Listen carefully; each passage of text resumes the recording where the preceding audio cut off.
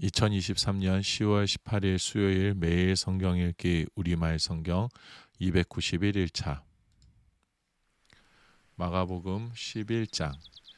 그들이 예루살렘에 가까이 와서 올리브산 근처 벳바게와 베다니에 이르렀을 때 예수께서 제자 2명을 보내시며 말씀하셨습니다. 저기 보이는 마을로 들어가라. 그곳에 들어가 보면 아직 아무도 탄 적이 없는 새끼 나귀 하나가 매여 있을 것이다. 그 나귀를 풀어서 이리로 끌고 와라. 만약 누가 왜 이러느냐고 물으면 주께서 필요하시니 쓰고 제자리에 갖다 놓겠다고 하라.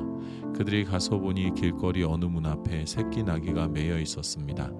그들이 나귀를 풀고 있는데 거기 서 있던 사람들이 물었습니다. 뭐 하는 것이요? 왜 나귀를 풀고 있소? 그들이 예수께서 일러주신 대로 대답하자 그 사람들이 허락해 주었습니다.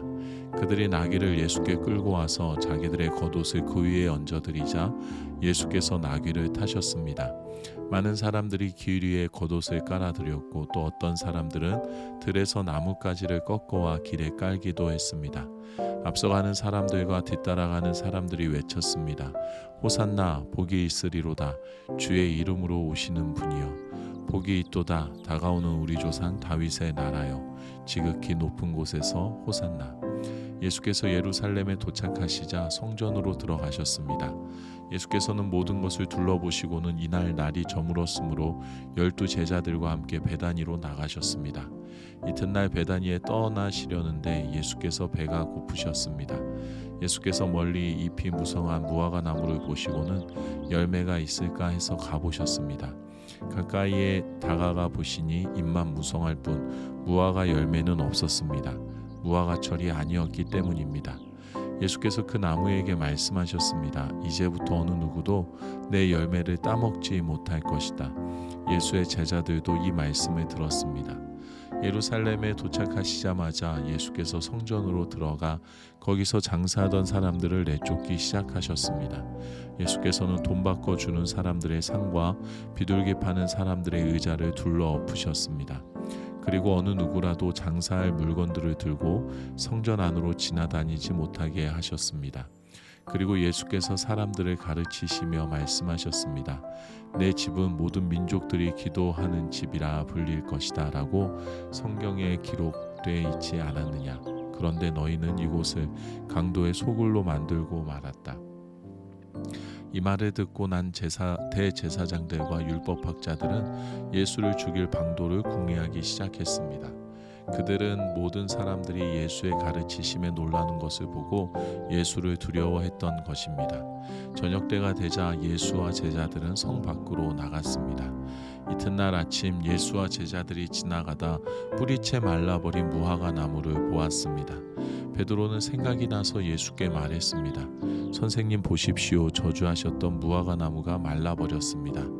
예수께서 대답하셨습니다. 하나님을 믿어라. 내가 너희에게 진실로 말한다. 누구든지 저 산에게 들려서 바다에 빠져라 하고 마음에 의심하지 않고 말한 대로 될 줄 믿으면 그대로 이루어질 것이다. 그러므로 내가 너희에게 말한다. 무엇이든지 너희가 기도하고 간구하는 것은 이미 받은 줄로 믿으라. 그러면 너희에게 그대로 이루어질 것이다.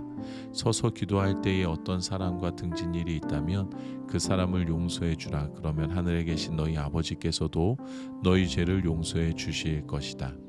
그들이 다시 예루살렘으로 들어갔습니다. 예수께서 성전을 거닐고 계시는데 대제사장들과 율법학자들과 장로들이 다가와서 물었습니다. 당신이 무슨 권세로 이런 일을 하는 것이요? 누가 이런 권세를 주었소? 예수께서 대답하셨습니다. 나도 한 가지 물어보겠다. 대답해보라. 그러면 내가 무슨 권세로 이런 일을 행하는지 말해주겠다. 요한의 침례가 하늘로부터 왔느냐 사람으로부터 왔느냐 말해보라. 그들은 자기들끼리 의논하며 말했습니다. 만약 우리가 하늘로부터 왔다라고 하면 저 사람이 그러면 왜 요한을 믿지 않았느냐 할 것이다. 그렇다고 해서 사람으로부터 왔다라고 할 수도 없지 않은가. 많은 사람들이 요한을 진정한 예언자로 믿고 있었기 때문에 그들은 백성들이 두려웠던 것입니다. 그래서 그들은 예수께 잘 모르겠소라고 대답했습니다. 예수께서 말씀하셨습니다. 그렇다면 나도 무슨 권세로 이런 일을 하는지 너희에게 말하지 않겠다.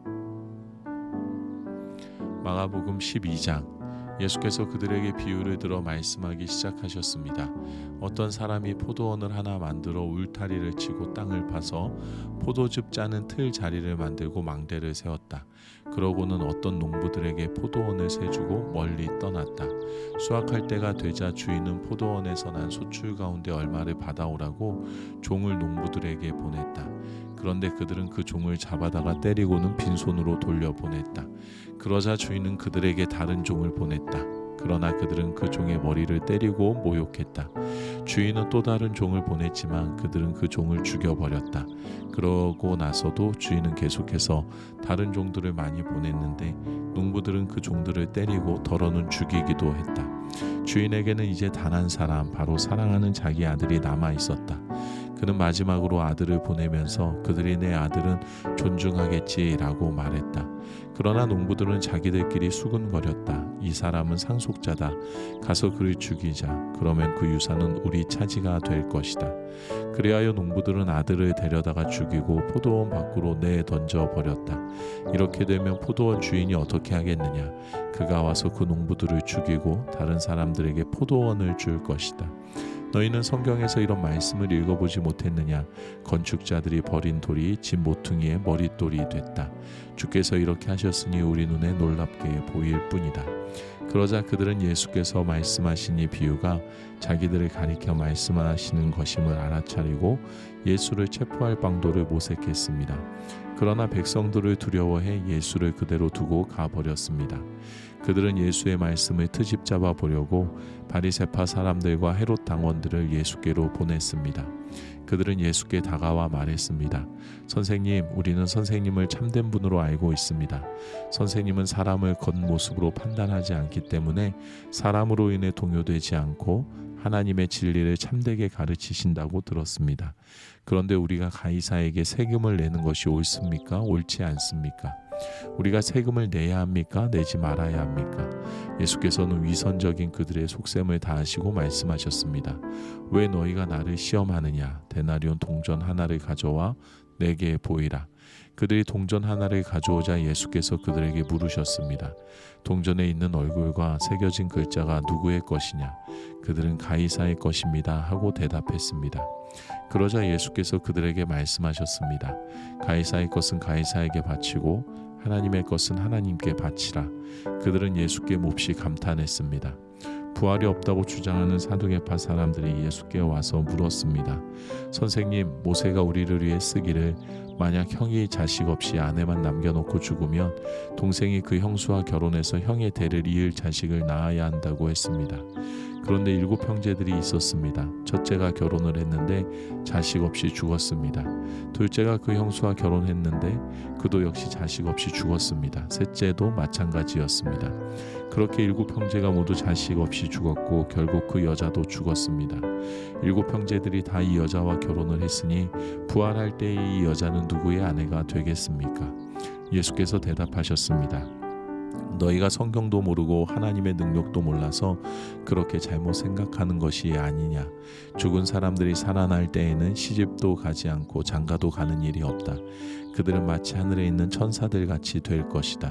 죽은 사람의 부활에 대해서는 모세의 책에 가시떨기 나무가 나오는 곳에서 하나님께서 모세에게 말씀하시기를 나는 아브라함의 하나님, 이삭의 하나님, 야곱의 하나님이다 하신 것을 읽어보지 못했느냐.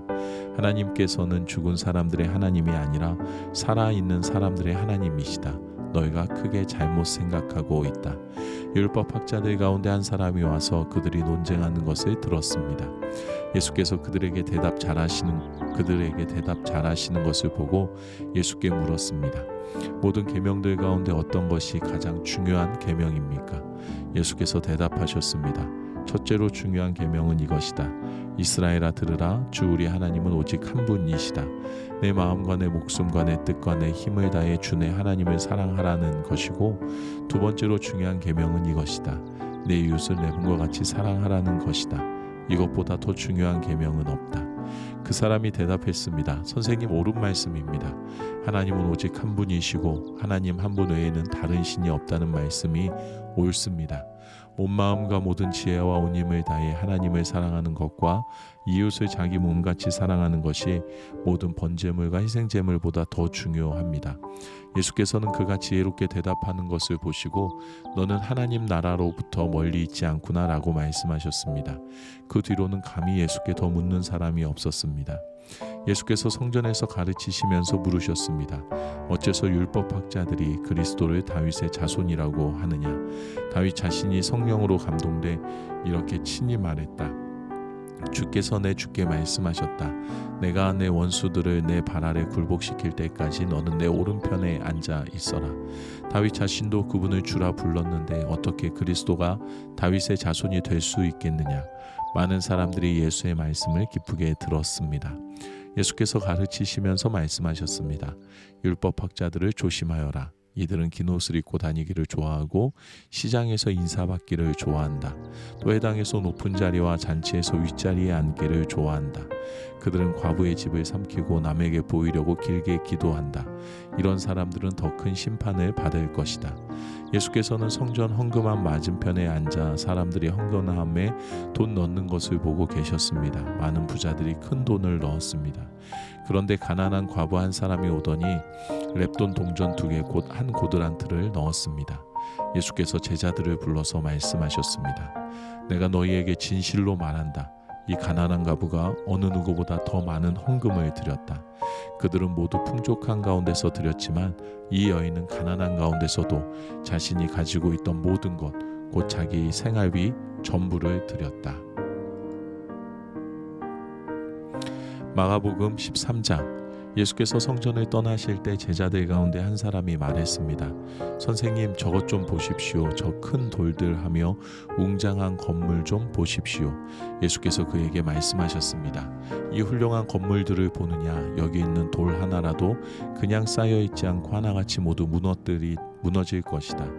예수께서 성전 맞은편 올리브산에서 앉아 계실 때에 베드로와 야고보와 요한과 안드레가 따로 나와 예수께 물었습니다. 말씀해 주십시오. 그런 일이 언제 일어납니까? 그런 일이 다 이루어진 무렵에는 어떤 징조가 있겠습니까? 예수께서 대답하셨습니다. 어느 누구에게도 현혹되지 않도록 조심하라. 많은 사람들이 내 이름으로 와서 내가 바로 그다라며 많은 사람들을 속일 것이다. 전쟁이 일어난 소식과 소문이 들려도 놀라지 말라. 그런 일은 반드시 일어나야 하지만 마지막은 아직 아니다. 민족과 민족이 서로 대항해 일어나고 나라와 나라가 서로 대항해 일어날 것이다. 곳곳에서 지진이 일어나고 기근이 될 것이다. 그러나 이런 일은 해산하는 고통의 시작일 뿐이다. 너희는 정신을 바짝 차려야 한다. 너희는 법정에 넘겨지고 회당에서 매질당할 것이다. 그리고 나로 인해 왕과 총독들 앞에 서서 그들에게 증언하게 될 것이다. 먼저 복음이 세상 모든 민족에게 전해져야 한다. 너희가 붙잡혀가서 재판을 받게 될 때에 무슨 말을 할지 미리 걱정하지 말라. 때에 맞게 너희에게 주시는 말만 하면 된다. 말하는 분은 너희가 아니라 성령이시다. 형제가 형제를, 아버지가 자식을 배신해 죽게 내어줄 것이다. 자식들이 부모를 배역해 죽게 만들 것이다. 모든 사람들이 나로 인해 너희를 미워할 것이다. 그러나 끝까지 견디는 사람은 구원받을 것이다. 멸망하게 하는 가증한 것이 있어서는 안 될 곳에 서 있는 것을 보면 읽는 사람들은 깨달아라. 유대에 있는 사람은 산으로 도망가라. 자기 집 지붕 위에 있는 사람은 거기서 내려오지 말고 물건을 가지러 집 안으로 들어가지 말라. 들에 있는 사람은 겉옷을 가지러 돌아가지 말라. 임신한 여인들이나 젖먹이는 여인들에게는 그날들이 얼마나 끔찍할지 모른다. 이런 일이 겨울에 닥치지 않도록 기도하라. 그때가 환난의 날들이 될 것이기 때문이다. 이와 같은 환난은 태초에 하나님께서 세상을 창조하신 이후 지금까지 없었고 또 앞으로도 없을 것이다. 주께서 그날들을 줄여주시지 않았더라면 아무도 살아남지 못할 것이다.